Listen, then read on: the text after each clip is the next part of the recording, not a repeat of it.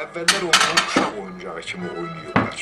Bu oyuncağı Tibetdə Şeng adlandırıblar. Jurnalist, siyasi məhbus Tofiq Yaqublu'nun qızı Nigar Yaqublu bu radyo dalğasına çox qulaq asdığını deyir. Axşam qəşəng mahnılar verirlər, onlara qulaq asırlar. Onlar Kürdaxandan yadigar qalıb, vərdiş qalıb radyo qulaq asmaq. Nigar Yaqublu 2012-ci ilin avqustunda avtomobil qəzasına düşmüşdü.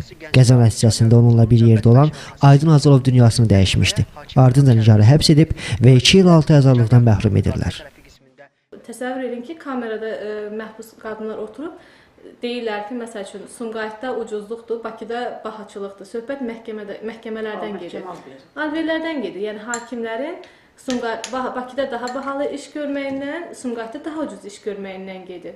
İş başdan ayağa saxtalaşdırılır. Bu cinayət içində həqiqətlə bağlı, reallıqla bağlı bir dənə kağız, bir dənə cümlə yox. Nigarın atası Tofiq Yaqublu qızının həbsi barədə danışır.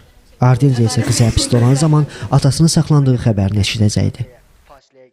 Kürdaxanda, yəni Kürdaxanın dönəm mənim üçün heç bir ağrılı olmayıb. Yəni 6 ay gözümü açdım, yumdum, 6 ay gəldi, keçdi. Yalnız o atanın həbs olma xəbərini eşitdiyim gündən başqa çox pis duyğudur. Yəni təsəvvürlə həbsxananın bir kamerasında sənsən və o birisi kamerada isə atadır.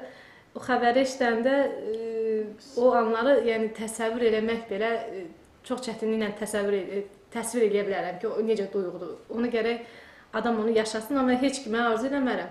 Nigar Yaqublu həbs olunarkən məntəqə tipli cəza çəkmə müəssisəsində şəxsiyyət vəsiqəsi götürüldüyü üçün hazırda onun şəxsiyyət vəsiqəsi yoxdur. Odur ki, 16 aydır ki, atası ilə görüşə bilmir. Bu dönəmdən hələ indiyənə qədər ata ilə görüşmə imkanım olmayıb.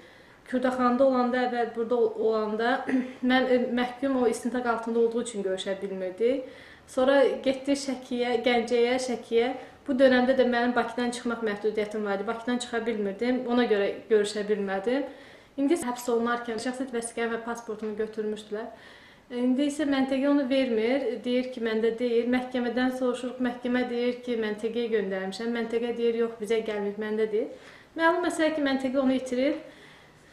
İndi vəsiqə almaq üçün də yəni bir müddət vaxt lazım olacaq ata ilə görüşmək üçün. Yəni belə. Mən 16 aydır ki, görmürəm atanı. Uydurdular ki, güya siz ixtişaş törətməyə getmişsiniz. Bu gedib İsmail şəhərinə düşüb, sırası tutulanda bu nə ixtişaş törədəsi idi. İlqar Məmmədovla Tofiq Yaqublu tutdular ki, siz bura gəlmişsiniz ixtişaş törətməyə. Adını da elə qoydular ki, ixtişaş fikirləri var imiş tutmağa. O hadisəyi də belə yıxdılar ki, yəni siz bura onun üçün gəlmişsiniz. Maya Yaqublu hazırda həbsdə olan vicdan məhbusu Tofiq Yaqublu'nun həyat yoldaşıdır.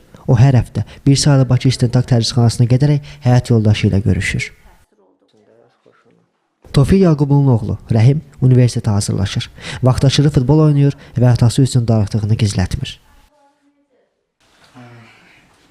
Bu topu mən 2011-ci ildə, noyabr ayının 11-də, yəni 11, hamısı 11-dir. Bunu əm vermişdi, getmişdi Affaya, burada futbol haqqında danışırdı. Atam, mən, bir də əmim. 2010-cu ilin dünya çempionu topu idi bu.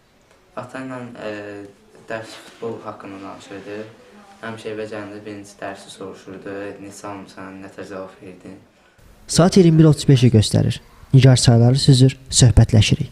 Çəkilişi bitirib reportajı hazırlamağa gedirəm. Bu ailə Azərbaycanda olan 130 siyasi məhbus ailəsindən biridir. Siyahının artmaması ümidi ilə hələlik.